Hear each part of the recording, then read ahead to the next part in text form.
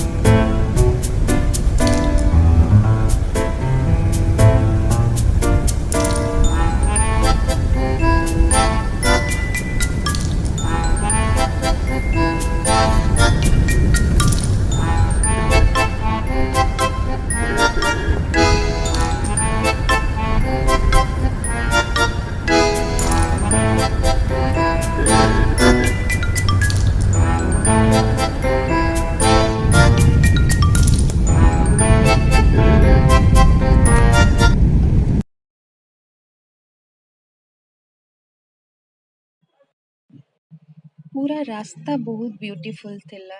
ଆଉ ରାସ୍ତା କଡ଼ରେ ବହୁତ ଗୁଡ଼ାଏ ପୋଖରୀ, କେନାଲ ଆଉ ଡ୍ୟାମ୍ ବି ଆମେ କ୍ରସ୍ କରି ଗଲୁ।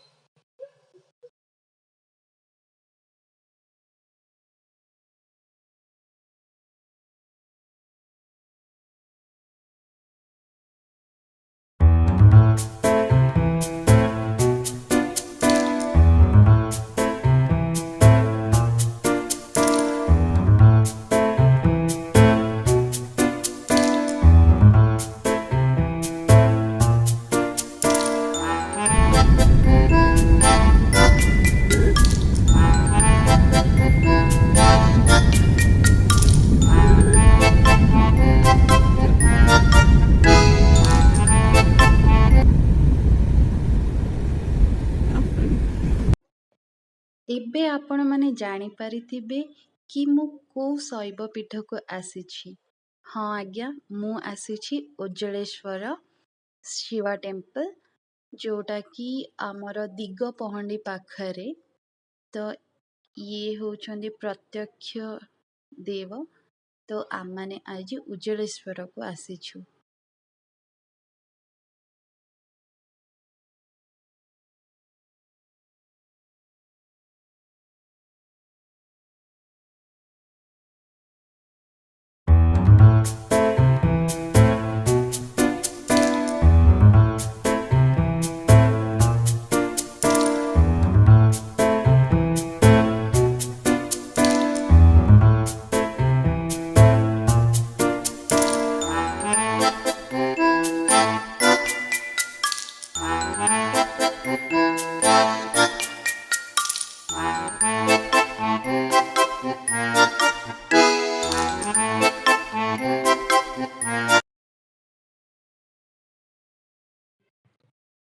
ଏଇ ମନ୍ଦିରରେ ଭଗବାନ ବହୁତ ଉପରେ ଅଛନ୍ତି। ପ୍ରାୟତଃ 50 ଉପରେ ସିଡ଼ି ଥିବ। ତ ଆପଣମାନଙ୍କୁ ଚଢ଼ିକି ଯିବାକୁ ପଡ଼ିବ। ଆହୁରି ଗୋଟେ କଥା ମନେ ରଖିବେ କି ଏହି ମନ୍ଦିର ପାଖରେ ବହୁତ ସାରା ମାଙ୍କଡ଼ ଥାନ୍ତି। ତ ଲୋକମାନେ ବହୁତ ଡରନ୍ତି, କାହିଁକି ନା ସେମାନେ ହାତରୁ ଆପଣମାନଙ୍କର ଭୋଗକୁ ଛଡ଼ାଇ ନେଇଯିବେ। ତ ସେଇଟା ଟିକେ କେୟାରଫୁଲି ଆପଣଙ୍କୁ ଯିବାକୁ ପଡ଼ିବ। ତ ଆମେ ଯେବେ ଲାଷ୍ଟ ଟାଇମ୍ ଯାଇଥିଲୁ ଆମ ସହିତ ବି ସେମିତି ହେଇଥିଲା। କିନ୍ତୁ ଆଜି ଟିକେ ଭିଡ଼ ଥିବାରୁ ବୋଧେ ମାଙ୍କଡ଼ମାନେ ଟିକେ କମ୍ ଦେଖାଯାଉଛନ୍ତି, କିନ୍ତୁ ଅଛନ୍ତି ନିଶ୍ଚୟ। ଚାଲନ୍ତୁ।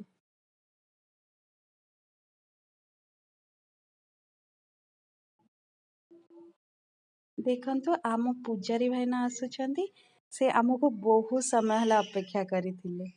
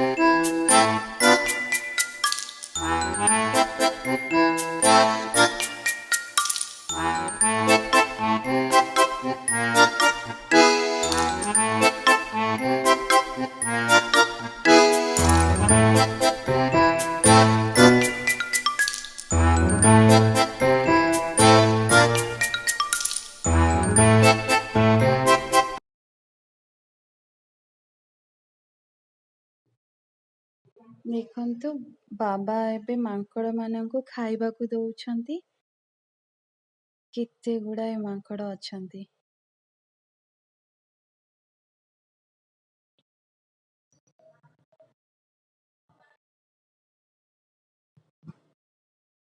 ଆପଣ ଡରିବାକୁ ହବନି। ଆପଣ ଡରିଗଲେ ସେମାନେ ପାଖକୁ ଆସି ଡରାନ୍ତି। କିନ୍ତୁ ଆପଣମାନେ ଯଦି ଠିକ୍ ସେ ଚାଲିକି ଯାଉଥିବେ ନା, ସେମାନେ କିଛି କରନ୍ତିନି। ଆଉ ଯାହା ବି ଆପଣ ଭୋଗ ଧରିଥିବେ ଟିକେ କେୟାରଫୁଲ ରହିବେ। ଦେଖନ୍ତୁ କେତେ କ୍ୟୁଟ୍ କ୍ୟୁଟ୍ ମାଙ୍କଡ ମାନେ।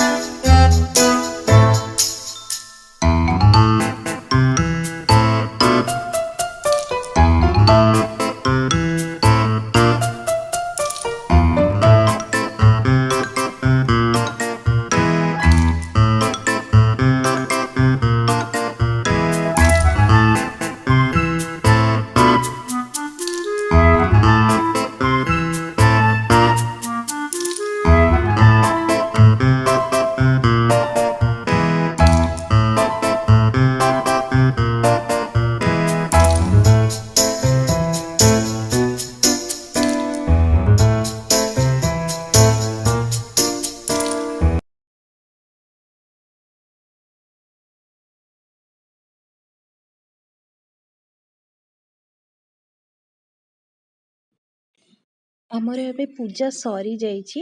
ଆମେ ବାହାରି ପଡ଼ିଛୁ ଏବେ ଘରକୁ ଯିବା ପାଇଁ। କିନ୍ତୁ ଯିବା ରାସ୍ତାରେ ମୁଁ ଯୋଉ ସିନେରୀ ଗୁଡ଼ାକ କ୍ୟାପଚର କରିଛି ସେଗୁଡ଼ାକ ବହୁତ ସୁନ୍ଦର। ଆପଣମାନେ ବି ନିଶ୍ଚୟ ଦେଖନ୍ତୁ। ଆଉ ମୋ ଭିଡ଼ିଓଟି ପସନ୍ଦ ଆସିଥିଲେ ଲାଇକ୍ ଆଉ ସେୟାର କରନ୍ତୁ। ସବସ୍କ୍ରାଇବ୍ ବି କରିନେବେ ଯଦି ଆପଣମାନଙ୍କୁ ଭଲ ଲାଗିବ। କିନ୍ତୁ ଏଇ ଲାଷ୍ଟ ପାର୍ଟଟା ଡୋଣ୍ଟ ମିସ୍ ଇଟ୍। ଥ୍ୟାଙ୍କ